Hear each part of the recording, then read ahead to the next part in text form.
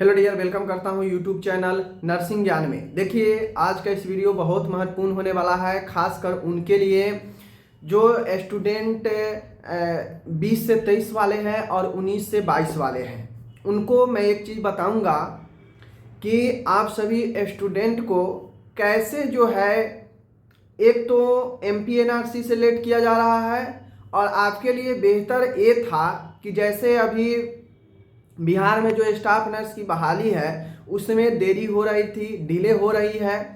तो उस हिसाब से जहाँ पे बिहार में वैकेंसी आने में अभी देरी हो रही है, अगर चीज़ें जल्दी जल्दी कर लिया जाता मध्य प्रदेश से तो रिजल्ट दे दिया जाता, रजिस्ट्रेशन जनरेट कर दिया जाता जल्दी से जल्दी 20 से 23 वाले और 19 से 22 वाले, तो उनका फ्यूचर में क्या फ़ायदा हो सकता था। आज की इस वीडियो में हम लोग चर्चा करेंगे कैसे नुकसान किया जा रहा है स्टूडेंट का, आज हम लोग चर्चा करेंगे।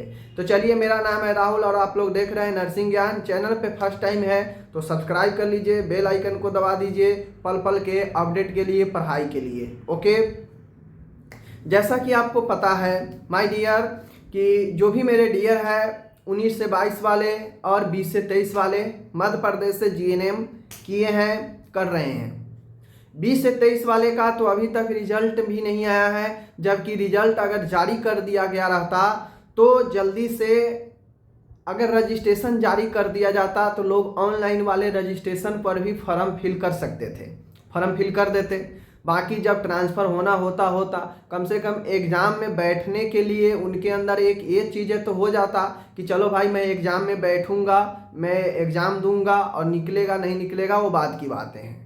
लेकिन अगर देरी के कारण बहाली ही आप नहीं अटेंड कर पाए, नहीं भर पाए, तो सबसे बड़ा दुख है।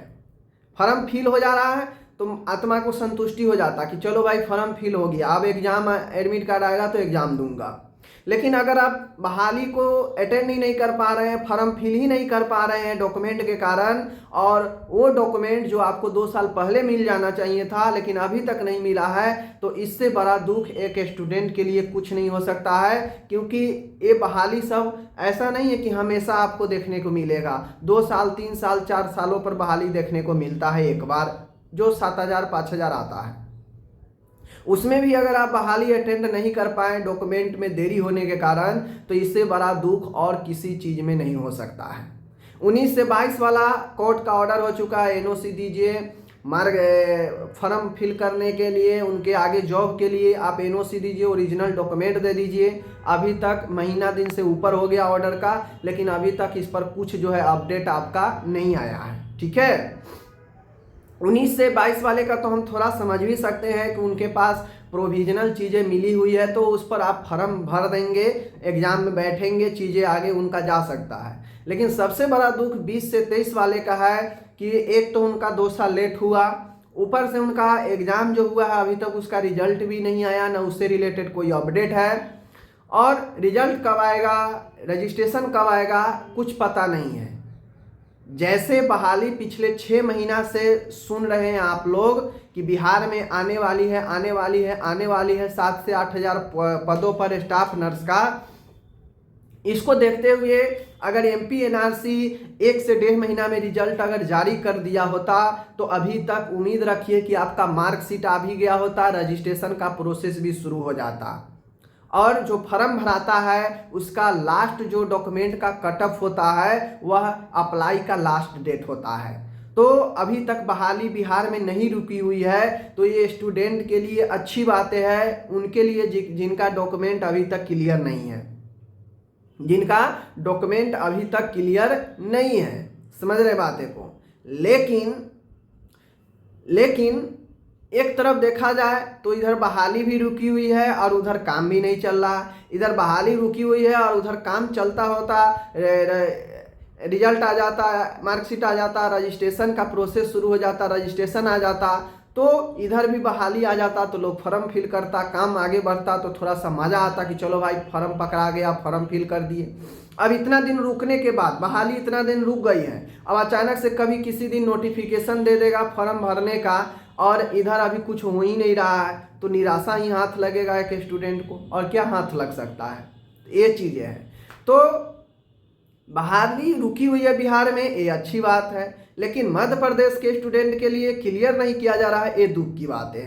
क्योंकि जब तक वहाँ क्लियर नहीं करेगा ये फॉर्म नहीं भर पाएंगे, यहाँ पे रजिस्ट्रेशन नहीं मिलेगा तो फॉर्म कहाँ से भर पाएंगे। दूसरी चीज़ ये है कि अगर बिहार के लगा देगा कि बिहार का रजिस्ट्रेशन चाहिए तो 19 से 22 वालों का भी दिक्कत हो जाएगा, क्योंकि उनके साथ लेट किया जा रहा है। और जब तक लेट किया जाएगा तब तक वो रजिस्ट्रेशन ट्रांसफ़र नहीं कर पाएंगे, प्रोसेस में नहीं लगाएंगे। कम से कम फॉर्म भरने के लिए रजिस्ट्रेशन प्रोसेस में होना ज़रूरी है बिहार में, बिहार का रिसीविंग चाहिए।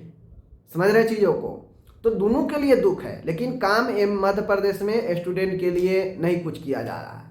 बाकी देखिए कब तक हो रहा है, यही है। और बिहार में बहाली लेकिन आएगी, वो रुकी हुई है। तो मध्य प्रदेश वाले स्टूडेंट समझ जाइए कि आपके लिए एक बेहतर ही है कि रुका हुआ है। अगर जारी कर दे नोटिफिकेशन तब तो खेला ही ख़त्म है, तब तो बहाली आपका शुरू हो गया, तब तो आप छट गए।